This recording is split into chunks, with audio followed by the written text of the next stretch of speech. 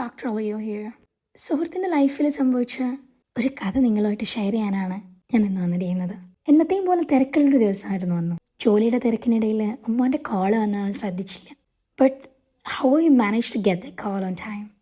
Phone എടുത്തപ്പോൾ മോനെ എനിക്ക് സുഖമില്ല, നീ വീട്ടിലേക്കൊന്ന് വരുമോ എന്ന ദയനീയമായൊരു ശബ്ദമാണ് അവൻ അപ്പുറത്ത് കേട്ടത്. ഒരു സൈഡിലെ ടാർഗറ്റ് മീറ്റ് ചെയ്യേണ്ട ജോലി, മീറ്റിങ്സ്, റീപ്ലൈ കൊടുക്കേണ്ട ക്ലയൻസ്, എന്ന അപ്പുറത്തുള്ളത് ഉമ്മയാണ്. ഒരു നിമിഷത്തേക്ക് എന്താ ചെയ്യേണ്ടതെന്ന് അറിയാതെ അവൻ നിശബ്ദനായി. തിരിച്ചൊന്നും ചിന്തിക്കാതെ അവൻ വീട്ടിലെത്തി. ചിരിച്ച് സന്തോഷത്തോടെ കാണാറുള്ള അവരെ ക്ഷീണിച്ച് വയ്യാണ്ടായി ആദ്യമായിട്ടാണ് ഉമ്മേനെ അവൻ അങ്ങനെ കാണുന്നത്. അവൻ ഉമ്മാൻ്റെ കൈ പിടിച്ച് കൂടെ ഇരുന്നു. എത്ര നേരമെന്നറിയില്ല, എത്ര മണിക്കൂറുകളെന്നറിയില്ല.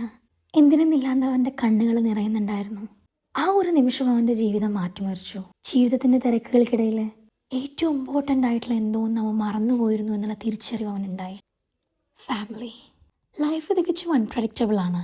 എന്തും എപ്പോൾ വേണമെങ്കിലും സംഭവിക്കാം. ആവുമ്പോൾ ഇപ്പോൾ സേഫാണ് കേട്ടോ. ഞാൻ പറഞ്ഞു തന്നത് ഒന്നും നമ്മുടെ കൈകളിലല്ല. ലക്ഷ്യങ്ങൾ നേടിയെടുക്കാൻ വേണ്ടി നമ്മൾ പരക്കം പായുമ്പോൾ നമ്മൾ മറന്നു പോകുന്നൊരു കാര്യമുണ്ട്. നമ്മളാക്കി മാറ്റിയ സ്നേഹത്തിൻ്റെ അടിവേരുകളിൽ തിരിഞ്ഞു നോക്കാൻ, സ്നേഹത്തോടെ അമ്മയെ എന്നൊന്ന് വിളിക്കാൻ, പുഞ്ചിരിയോടെ അച്ഛനെ ഒന്ന് കെട്ടിപ്പിടിക്കാൻ. ഇതിനൊക്കെ നമ്മൾ മറന്നു പോകുമ്പോൾ സ്നേഹവും അർത്ഥബന്ധങ്ങളും ഇല്ലാത്തൊരു തലമുറയായിട്ട് നമ്മൾ മാറുകയാണ്. And we are giving a bad example to the coming generation. എൻ്റെ സുഹൃത്തിനുണ്ടായ തിരിച്ചറിവ് നിങ്ങളിലും ഉണ്ടാവട്ടെ എന്ന് ഞാൻ പ്രത്യാശിക്കുന്നു.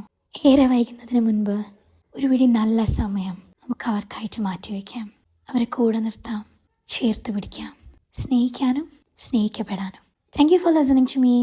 This is Dr. Leo signing off. What conversation shapes future? Stay connected, stay motivated.